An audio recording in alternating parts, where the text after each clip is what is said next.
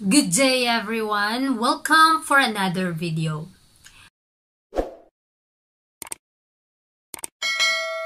Sa oras na ito, ating pag-aaralan ang Messages to Young People, page 72, entitled Praktikalidad ng Tunay na Relihiyon. So, samahan niyo po ako mga kapatid na atin po itong maisalaysay ng mabuti. Sabi dito, may ilan na nagkakamali sa pag-aakalang ang mataas na propesyon ay makakapagsauli sa tunay na serbisyo. Ngunit ang relihiyong hindi praktikal ay hindi tunay. Ang tunay na pagbabagong loob ay ginagawang tapat tayo sa ating pakikitungo sa kapwa. Ginagawa tayong mapagkakatiwalaan sa ating pang-araw-araw na trabaho. Ang bawat taus-pusong tagasunod ni Kristo ay magpapatunay na ang relihiyon ng Biblia ay naghahanda sa kanya na gamitin ang kanyang mga talento sa serbisyo ng guro. So mga kapatid, dito mapapansin natin yung tunay na relihiyon. Yung tunay na relasyon natin sa Diyos ay nangangahulugan din po ng tunay na relasyon natin sa ating kapwa. Kung paano po natin maipapakita yung sa praktikal na buhay yung ating mga relihiyon. So, maraming nagkakamali na akala nila na ang mataas na propesyon, yun po ang kahulugan ng tunay na serbisyo. Tandaan natin mga kapatid, kahit saan tayo ilalagay ng Panginoon, kung ninanais ng ating mga puso na paunlarin ang katotohanan sa ating buhay, bibigyan tayo ng karunungan ng Panginoon, bibigyan niya tayo ng katalinuhan upang maibahagi ang katotohanan sa napakasimpleng paraan.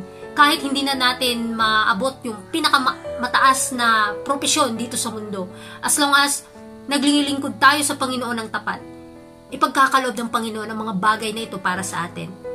At ang tunay na pagbabagong loob ay ginagawang tapat tayo sa ating kapwa.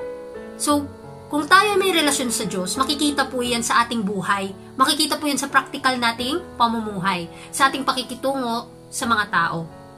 At maihanda natin ang ating mga puso para maisalubong or para makatanggap ng mga panibagong katotohanan. At maibahagi sa mga taong hindi pa nakakaalam nito. Sabi pa dyan, huwag maging tamad sa trabaho. Ang mga salitang ito ay matutupad sa buhay ng bawat Kristiyano.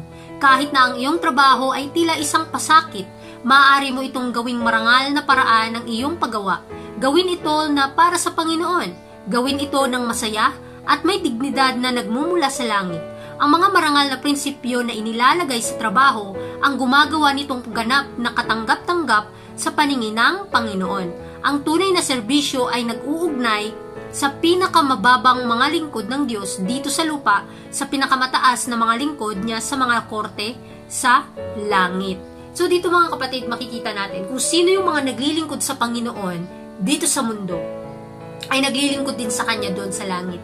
At habang tayo kumikilos sa mga gawain na iniatas niya sa ating mga kamay dito sa mundo, inaasahan tayo ng Panginoon na gumawa ng pinaka-the best nating magagawa para sa ikatataguyod ng kanyang kaluwalhatian. At huwag tayong maging tamad sa gawain na ito.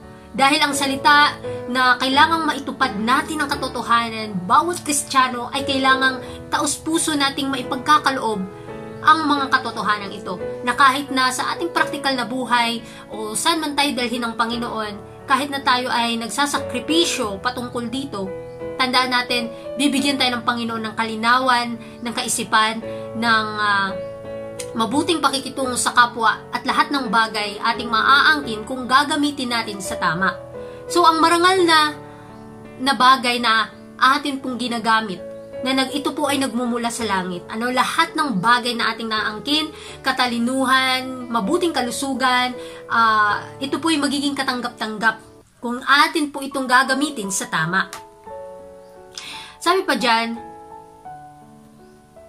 bilang mga anak na lalaki at babae ng Diyos, ang mga Kristiyano ay dapat magsikap na maabot ang mataas na layunin na itinakda sa kanila sa Ebanghelyo. Dapat silang maging kontento sa walang iba kundi ang kasakdalan, sapagkat sinasabi ni Kristo, kayo nga'y maging ganap, gaya ng inyong Ama na nasa langit ay ganap. So, ibig sabihin, kailangan tayong maging banal, mga kapatid, no? Maging sa ating pag-iisip, sa ating mga gawain sa araw-araw, kailangan tayong mapabanal ng mga salita ng Diyos, gaya ng ating Ama sa Langit na siya ay banal. So, tayong mga tao, bilang mga anak ng Diyos, kailangan nating gawin ang mga bagay na naayon lamang po sa kanyang kalooban.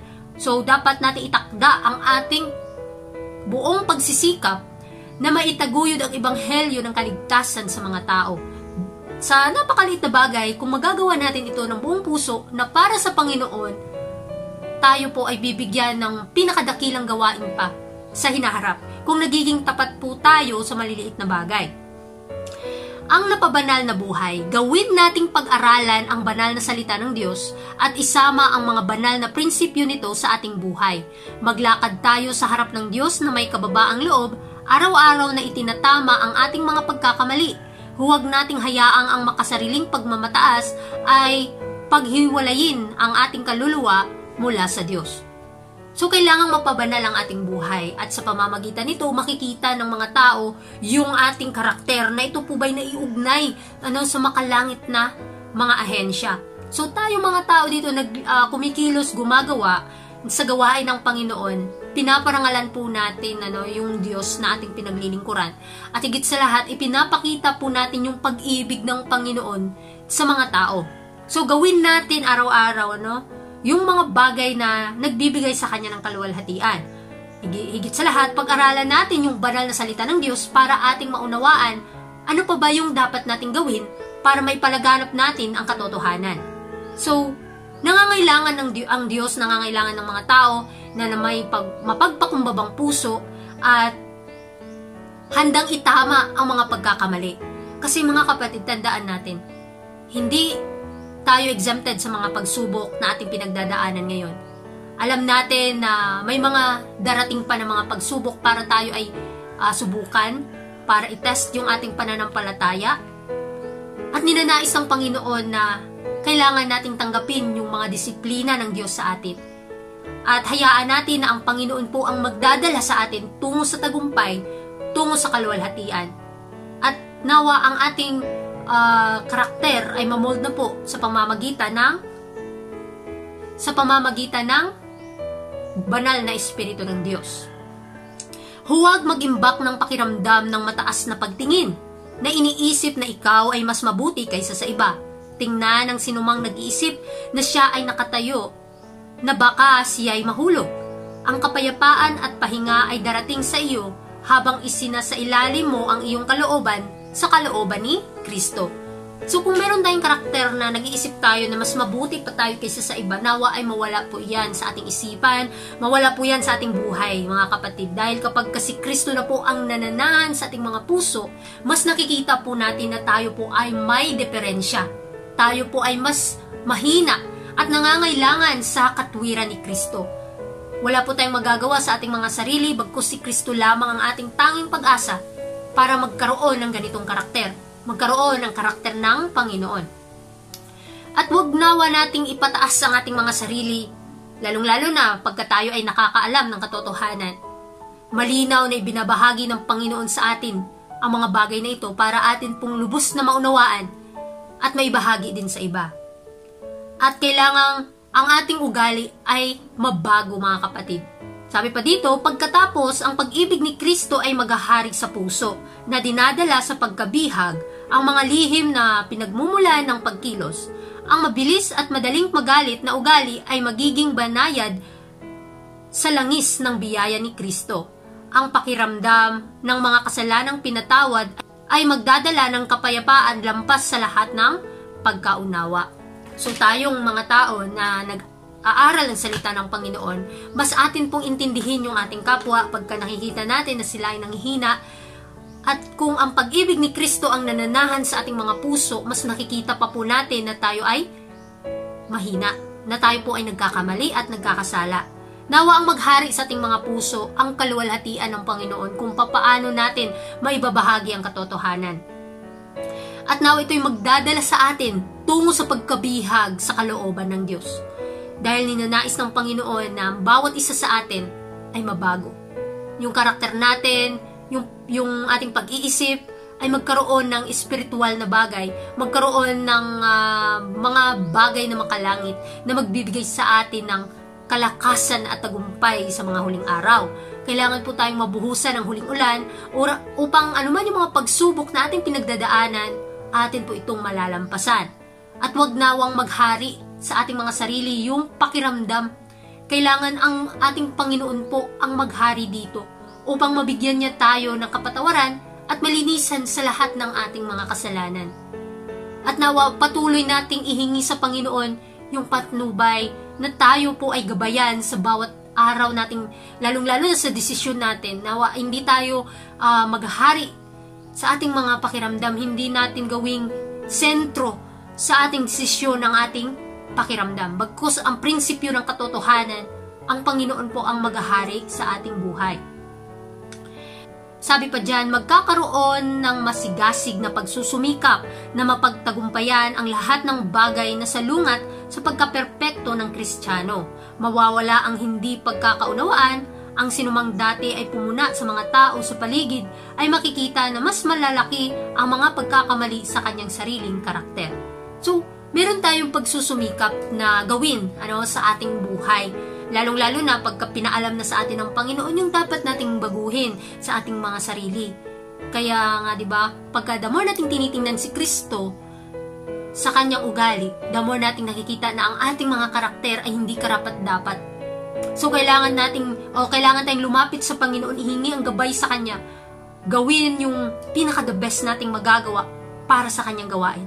At magkakaroon tayo ng kasigasigan, mahigpit na pagkapit sa katotohanan ng Panginoon. At magiging isa tayong perpekto sa karakter. So, kung dati ay nawawalan tayo ng kaunawaan sa ating kapwa, ngunit nalaman natin ang katotohanan, nakilala natin si Kristo at natikman na natin ang pag-ibig niya, ito po'y magmumulaklak sa ating mga puso. At ito po ay dadaloy sa mundong ito at maipapakita natin yung pag-ibig sa ating kapwa. Sabi pa dito, may mga tao na nakikinig sa katotohanan at kumbinsido na sila ay namumuhay laban kay Kristo. Sila ay nahahatulan at nagsisisi sa kanilang mga pagkakasala sa pagtitiwala sa mga merito ni Kristo na may tunay na pananampalataya sa Kanya, tumanggap sila ng kapatawaran sa kanilang mga kasalanan. So tayo mga tao, hindi pa natin alam ang katotohanan, nung narinig natin ang mga katotohanan na binasa at atin po itong narinig at ating nabasa, tayo po ay nakinig sa katotohanan. At ang gawain ng Banal na Espiritu ay kumbinsihin tayo, makonvert tayo tungo sa katotohanan. At nung na-convert na tayo, ay nakita na natin sa ating buhay, or makikita ng iba yung karakter ni Kristo. At kinakailangan talaga ito, na mamunga yung itinanim ng katotohanan sa ating buhay para may bunga tayong maipapakita. So sila ay nahahatulan at nagsisisi sa kanilang mga pagkakasala. Kung once na nakita na natin na tayo ay madumi, nagkakasala, tayo po ay lumapit sa Panginoon at ihingi ang kapatawaran sa Kanya. Wala pong imposible pag kanina nais na natin na magbago, ang Panginoon ay tutulong sa atin.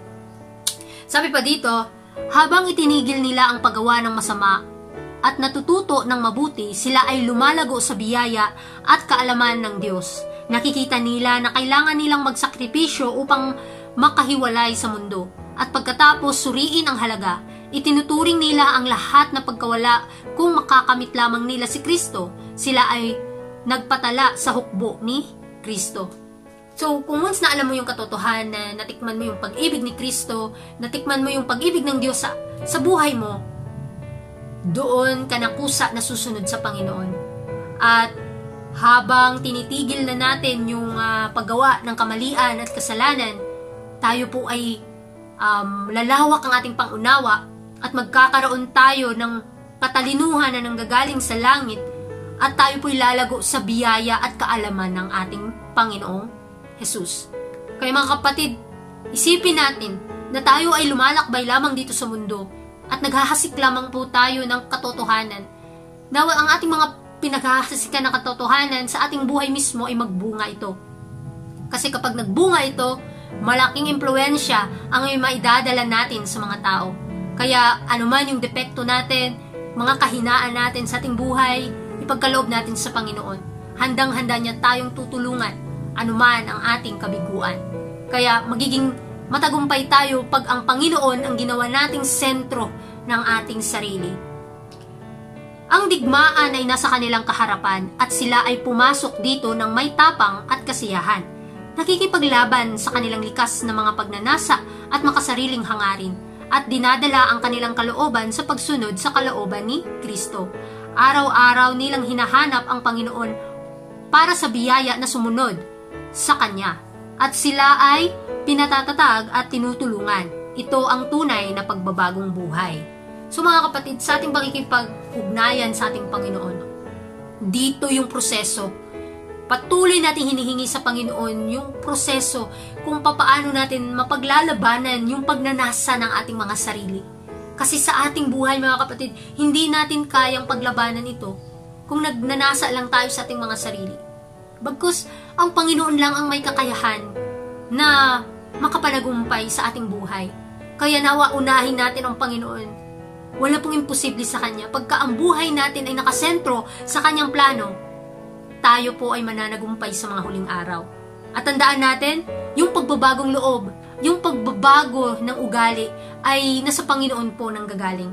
Kaya kailangan gamitin natin yung mga bagay dito sa mundo para maitaguyod na ang katotohanan sa ating buhay at higit sa lahat, maibabahagi natin sa mga tao. At marami pa po tayong dapat pag-aralan na masinsinan mga kapatid. Dahil ang ating buhay dito sa mundo, lumalakbay lamang tayo at patuloy nating hinahanap ang katotohanan dahil wala pong katapusan ang pag-aaral ng salita ng Panginoon. Naselyuhan na tayo ng karakter ni Kristo. Mas nakikita pa natin yung ating karakter na hindi karapat-dapat. Mas patuloy nating hinihingi sa Panginoon yung gabay na ano pa ba ang dapat nating gawin upang magamit niya tayo sa kanyang gawain. Sa mapagpakumbaba at mapagpasalamat na pagtitiwala, ang taong binigyan ng bagong puso ay umaasa sa tulong ni Kristo. Ipinapakita niya sa kanyang buhay ang bunga ng katwiran. Dati ay mahal niya ang sarili, ang mga makamundong kasiyahan ng kanyang kasiyahan.